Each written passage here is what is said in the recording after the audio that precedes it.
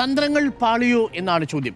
ബി.ജെ.പിയുടെ Christian outreach programme ഈ തെരഞ്ഞെടുപ്പിൽ നിർണായക ശക്തിയാകാനുള്ള നീക്കം, ഈ തെരഞ്ഞെടുപ്പ് കഴിഞ്ഞാൽ സർക്കാർ രൂപീകരിക്കുന്നതിന് ബി.ജെ.പിയുടെ പിന്തുണ വേണ്ടിവരുമെന്നുള്ള ആദ്യത്തെ അവകാശവാദങ്ങൾ എല്ലാം പൊളിഞ്ഞ് പാളീസാവുകയാണോ? രണ്ടക്കം കടക്കം ഇക്കുറി നിയമസഭയിൽ പ്രാതിനിധ്യം എന്നുള്ളതാണ് സംസ്ഥാനത്ത് ബി.ജെ.പി അധ്യക്ഷൻ പറഞ്ഞത്.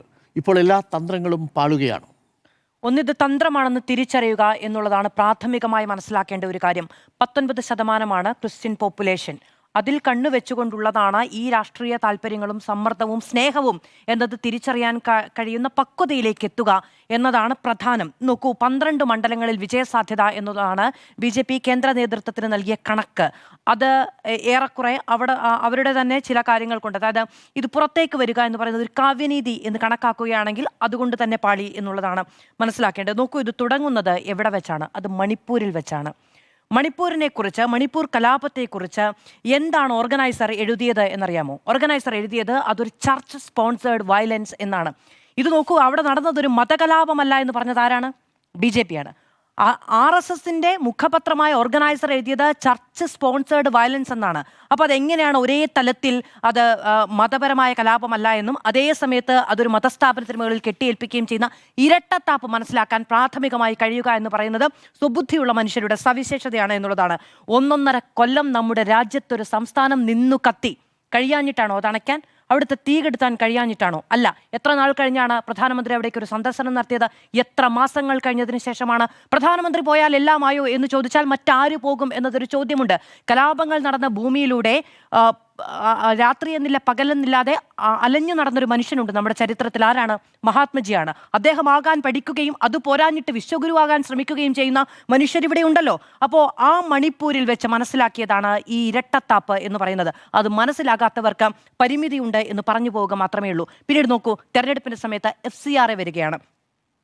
FCRA, അതായത് ക്രിസ്ത്യൻ ഔട്ട്റീച്ച് പ്രോഗ്രാം ഇവിടെ വളരെ സക്സസ്ഫുള്ളായി മുന്നോട്ട് കൊണ്ടുപോകുന്നു എന്ന സമയത്താണ് NGOകളുടെയും ഈ സഭകളുടെയും സ്വത്തുമായി ബന്ധപ്പെട്ടൊരു ബില്ല് രാജ്യസഭയും ലോക്സഭയും പരിഗണിക്കാൻ വേണ്ടി എത്തുന്നത്. ഇവിടെ വലിയ പ്രശ്നമുണ്ടായി. ഇവിടുത്തെ ബി.ജെ.പി നേതാക്കൾ കേന്ദ്ര നേതൃത്വത്തെ കാര്യമറിയിച്ചു. സഭകളുടെ വലിയ പ്രതിഷേധമുണ്ടായി. അപ്പോൾ ഇവിടുത്തെ തിരഞ്ഞെടുപ്പ് അപ്പോഴും എന്താണ് പറഞ്ഞത്? ഇത് മാറ്റിവെക്കുകയാണ് എന്നാണ്.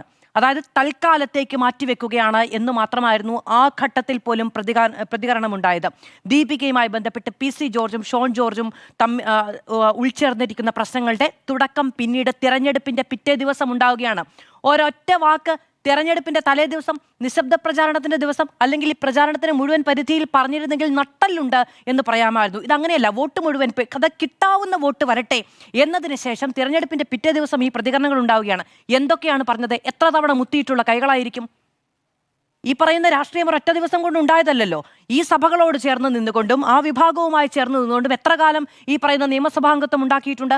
അതിനുശേഷം ഒരു സുപ്രഭാതത്തിൽ പോക്രിത്തരം കാണിക്കുന്നവന്മാരായി മാറുകയാണ്, വൃത്തികെട്ടവന്മാരായി മാറുകയാണ്. ആ നിലയ്ക്ക് സഭാപിതാക്കന്മാരെ വിശേഷിപ്പിക്കപ്പെടുകയാണ്. അത് PC ജോർജ്. മകൻ ദീപിക പത്രത്തിലേക്ക് മാത്രമായി ആ വിമർശനത്തെ ചുരുക്കുകയാണ്. അതിന് മറുപടി പറഞ്ഞ് ബി.ജെ.പി രംഗത്ത് വരികയും ചെയ്തു. അതൊരു പത്രസ്ഥാപനത്തിനെതിരായ, അതായത് കോൺഗ്രസിന്റെ നാവായി മാറിയ ഒരു പത്രപ്രസ്ഥാനത്തെക്കുറിച്ച് മാത്രമുള്ള വിമർശനമാണെന്ന്. എന്തുകൊണ്ട് PC ജോർജിന്റെ പ്രതികരണത്തെക്കുറിച്ച് ഒരൊറ്റ അക്ഷരം മിണ്ടിയില്ല? ഈ പറയുന്ന കെട്ടിപ്പൊക്കിയ പ്രസ്ഥാനങ്ങൾ അല്ലെങ്കിൽ സംവിധാനങ്ങൾ പാളും എന്ന് മനസ്സിലാക്കിയിട്ടായിരുന്നു അതങ്ങനെ ഉണ്ടായത്.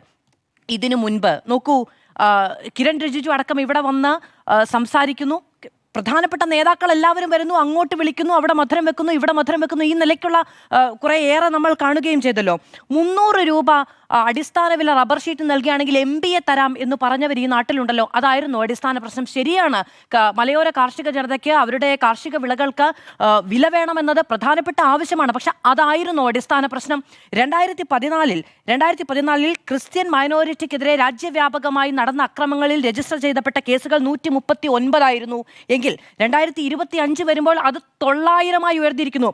അത് യുണൈറ്റഡ് ക്രിസ്ത്യൻ ഫോറത്തിന്റെ കണക്കാണ്. അതിനെതിരെ ചില ആരോപണങ്ങളൊക്കെ ഉണ്ടായിട്ടുണ്ട്. പക്ഷേ അതെല്ലാം രജിസ്റ്റർ ചെയ്യപ്പെട്ട FIRകളുടെ കണക്കാണ്. ഈ നാട്ടിൽ ഒരു ന്യൂനപക്ഷത്തിന് നേരെ ആഭ്യന്തര ശത്രുക്കൾ എന്ന ഒരു വിഭാഗം എഴുതിത്തള്ളിയ ഒരു ന്യൂനപക്ഷത്തിനെതിരെ ഈ രീതിക്ക് ക്രൈമുകൾ വർദ്ധിക്കുന്ന പുതിയ ഇന്ത്യ ഉണ്ടാക്കപ്പെട്ടത് ആരുടെ കാർമ്മികത്വത്തിലാണ് എന്ന് മനസ്സിലാക്കേണ്ടതുണ്ട്. ന്യൂനപക്ഷത്തെ നോക്കൂ, സുനിൽ സാർ പറഞ്ഞത് വളരെ കൃത്യമായൊരു കാര്യമാണ്. വോട്ട് എവിടെ നിന്നായാലും വേണമെന്നതാണ് സിദ്ധാന്തം. അങ്ങനെയാണ് എങ്കിൽ ന്യൂനപക്ഷത്തു നടന്നില്ലെങ്കിൽ അത് ഭൂരിപക്ഷത്ത് നിന്ന് എന്ന തീരുമാനത്തിലേക്ക് സ്ട്രാറ്റജി ചേഞ്ച് ഉണ്ടാകും. സ്വാഭാവികമാണ്, വോട്ട് എവിടെ നിന്നെങ്കിലും വേണം. അപ്പോൾ ആ നിലയ്ക്കാണ് വെള്ളാപ്പള്ളി നടേശനടക്കമുള്ളവർ ഒരു പ്രത്യേക സ്ഥലത്തെക്കുറിച്ച് പരാമർശമുണ്ടാക്കി രണ്ട് സമുദായങ്ങളെ അപ്പുറത്തും ഇപ്പുറത്തും നിർത്തി, അല്ലെങ്കിൽ നമുക്ക് ശ്വസിക്കാൻ കഴിയില്ല എന്ന ചിന്ത മനുഷ്യരിലേക്ക് ഉണ്ടാക്കുന്ന തരത്തിലുള്ള പ്രതികരണങ്ങൾ നടത്തുന്നത് എന്നത് നമ്മൾ മനസ്സിലാക്കേണ്ടത്. നോക്കൂ, മലബാർ മേഖലയിൽ തീയ മുസ്ലിം കമ്മ്യൂണിറ്റി ജീവിക്കുന്നത് എങ്ങനെയാണ്, എത്ര സൗഹാർദ്ദത്തോടെ കൂടിയാണ്. നോക്കൂ, നമുക്ക് നമ്മുടെ പേരുകളിൽ തന്നെ എത്ര സൗഹാർദ്ദമുണ്ടായിരുന്ന ഒരു കാലം നമ്മുടെ ഓർമ്മയിലുണ്ട്. നമ്മൾ അത് കണ്ട് വളർന്നവരാണ്. നമ്മൾ മുല്ല എന്ന് പേരിടുന്ന മനുഷ്യൻ, മലയാളത്തിൽ മുല്ല എന്ന് പേരിടുന്ന മനുഷ്യന്മാരും ആ സമുദായത്തിൽപ്പെടുന്ന മനുഷ്യരും നമുക്കുണ്ടായിരുന്നു. ആ നിലയ്ക്ക് സൗഹാർദ്ദാന്തരീക്ഷത്തിൽ ജീവിച്ച മനുഷ്യർ കൂടുതൽ രാഷ്ട്രീയത്തിലേക്ക് വരുമ്പോൾ രാഷ്ട്രീയമായി പരിണമിക്കുക എന്നതിനപ്പുറത്തേക്ക് കൂടുതൽ മതധ്രുവീകരണം കുത്തിവെക്കപ്പെട്ട മനുഷ്യന്മാരായി മാറുന്നത് രാഷ്ട്രീയ താല്പര്യങ്ങൾ കൊണ്ടാണ് എന്നത് നമ്മൾ മനസ്സിലാക്കി പോകേണ്ടതുണ്ട്. നോക്കൂ, ക്രിസ്തുവിനെ ഒറ്റുകൊടുക്കുന്നത് ചുംബനം കൊണ്ടാണ്. അത് വളരെ മനോഹരമായതും സ്നേഹത്തിൻ്റെ പ്രസരണവുമായും നമ്മൾ കാണുന്ന ഒന്നാണ്. പക്ഷേ അത് നൽകിയ വേദന കുരിശേറ്റത്തിൻ്റെതാണ്. പങ്കുവയ്ക്കുന്ന മധുരത്തിന് ആ കുരിശേറ്റം കാത്തിരിപ്പുണ്ട് എന്ന ജാഗ്രതയുണ്ടായാൽ നന്നായിരിക്കും.